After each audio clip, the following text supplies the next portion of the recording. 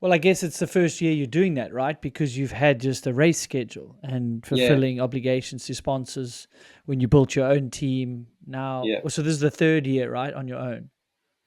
Well, last year I was rode for zero Yeah. because But the I year wanted. before, you also did your own team, or like, yeah, Yeah, I did my with Chris privateering. Line Yeah. and stuff, and then yeah, Yeah. like privateer my own thing and did it real hard, just mechanically everything by myself, just to get the cost down. But then yeah, last year I rode with the team sort of thing, but then it was like my sponsors and stuff, so it was kind of my own thing. But the team was helping out just at the trip, like at the races, so it was cool to have them. And then yeah, same thing with Zero, just and then more of like an ambassador role with Gates, so the belt, and then just I got some film projects I have to do with them, so obligation stuff with them.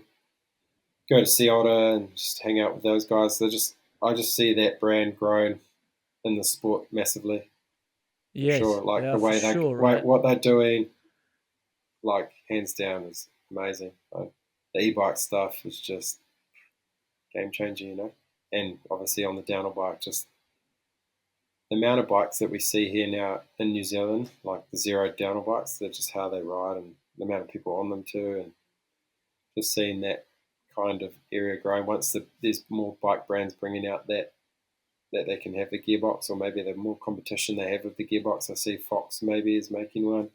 So once there's more like brands bringing in that gearbox, then it gives more options to push that side of the gearbox, and then more people run the belt and stuff. I just see it being like a mainstream thing in a couple of years for sure. And once people figure out that how much better it is for downhill and everything, then it's going to be a game changer for bikes. I just don't.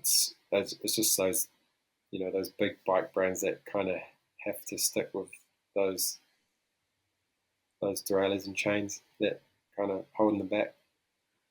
Do you think this is a year that we could see that competition one? Like, you think Gearbox bike belt driven can win a World Cup? Oh, for sure. Well, if Rachel Atherton turns up to the first World Cup and True, true. turns up there, Yeah, but then I'm not like Reese could do it, and then Charlie's on that as well. So you you never know. The way the tracks are now and like how the bike works, it's just yeah. Like for tracks like Val Sol and the more gnarlier tracks, insane. yeah. I was gonna say. I mean, I haven't ridden one, haven't paid that much attention. But if I was to guess, that's where you'd want it, right? Point me straight down the hill, rough as all hell. It's surely gonna. That's where it would perform better. It's just like I said, like we were talking about before, like if you take your chain and your trailer off, then you've got that idea of the belt feeling. There is it quiet, and then just that unsprung mass, just dampened bike, just feels amazing. You know, you've Yeah, got that quietness of just the bike actually working. You don't have that the chain and the derailleur affecting that small bump feeling. Just like we've all had it. Like you take the chain off your bike and you derailleur, you're just like the bike feels so smooth. Well, yeah. that's your belt right there. No, There fair you go. enough. Fair enough. That's Well, the first time I rode the bike, I was just like that was my feeling. I was just like, what is this? I feel like I couldn't like nothing was holding me back. It was just like just cool. So I was like loving it. what about carrying speed and like making speed, like pumping and stuff like that? You're gonna have a compromise, right? Well, it depends how the bike's designed. Like if you Okay. got a high pivot one, yes, a little bit.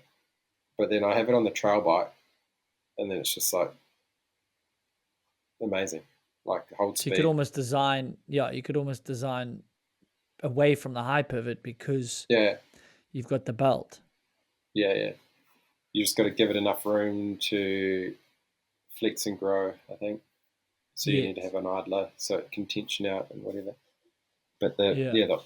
like it's amazing, yeah. And I think you see it with more brands coming out for sure and trying it, and yeah, just being able to whip it in. The prototyping and stuff is pretty cool.